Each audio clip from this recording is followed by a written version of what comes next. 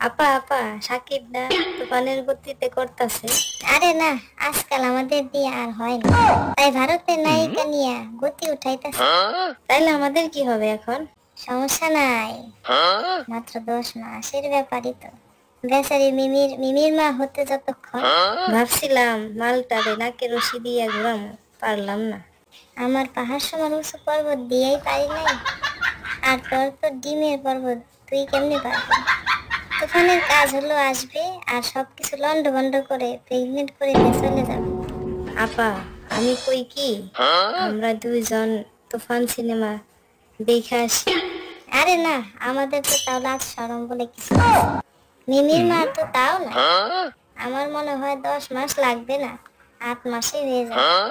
দেখছ আপা, মালটার লুক আর আগের মতো নাই, পুরাই কেজিএফ। কেজিএফ কে রে? আমার বাবুটা কেজিএফ এর বাপ। কবে শুনবি সকল নায়িকার বাচ্চার ওর সন্তান? আমার তো ডর করতেছে আপা, বিদেশি মালের ভিড়ে তুমি আমি যদি না পারি। সমস্যা নাই, পুরান চাল ভাতে পারে। তুমি আর আমি আছি মা হওয়ার তালিকায় সবার আগে। তার মানে যদি কারো বাচ্চা দরকার হয়, আমাদের তুফানি কেজিএফ এর কাছে আসো। শরম করে লাভ কি? তুমি আমি তো তারই বউ।